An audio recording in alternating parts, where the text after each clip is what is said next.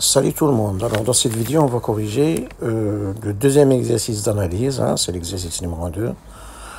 Alors de l'épreuve du baccalauréat série mathématiques, session normale année 2024. Alors dans cet exercice, on vous propose une fonction grand F définie par une intégrale. Il est défini sur l'intervalle fermé 0,1. Donc attention ici, le domaine de définition, l'ensemble de définition de la fonction grand F, c'est l'intervalle fermé 0,1 et non pas l'ensemble R. Attention. Bien, alors donc cette fonction, on vous demande dans la question une petite a de montrer qu'elle est continue et strictement croissante sur l'intervalle fermé 0,1. Bien, c'est immédiat puisque vous remarquez que la fonction grand F n'est autre que la primitive de la fonction que j'ai appelée petit f sur l'intervalle fermé 0,1 qui s'annule en 0. Donc, primitive, donc elle est dérivable sur l'intervalle fermé 0,1 et sa dérivée, donc puisqu'elle est dérivable, donc elle est continue d'après le cours. Et sa dérivée, donc, c'est petit f, c'est-à-dire, quel que soit x appartient à l'intervalle fermé 0,1 et prime de x, grand et prime de x, donc c'est égal à exponentielle x carré, qui est strictement positive. Donc, grand f est strictement croissante sur l'intervalle fermé 0,1, donc en conséquence, donc, grand f est bien continue strictement croissante sur l'intervalle fermé 0,1. Ensuite, question petit b, on vous demande d'en déduire que grand f est une bijection de l'intervalle fermé 0,1 vers l'intervalle 0 bêta, où bêta c'est l'intégrale 0,1 exponentielle t carré dt.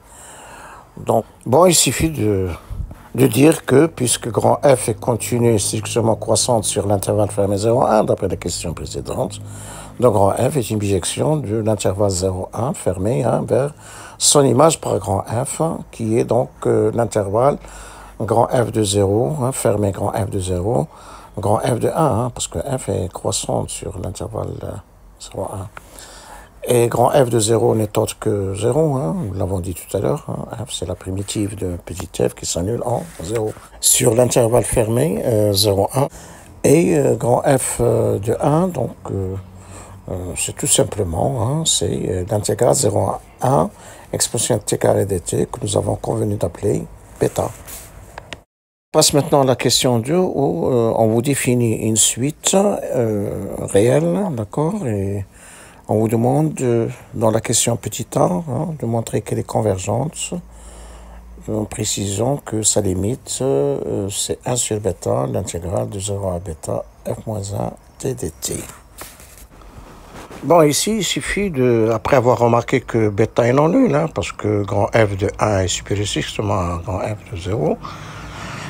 Donc, il suffit d'écrire le terme général de la suite Sn sous la forme indiquée sur votre écran pour mettre ainsi en évidence une expression que vous avez étudiée dans le cours, dont vous connaissez la limite.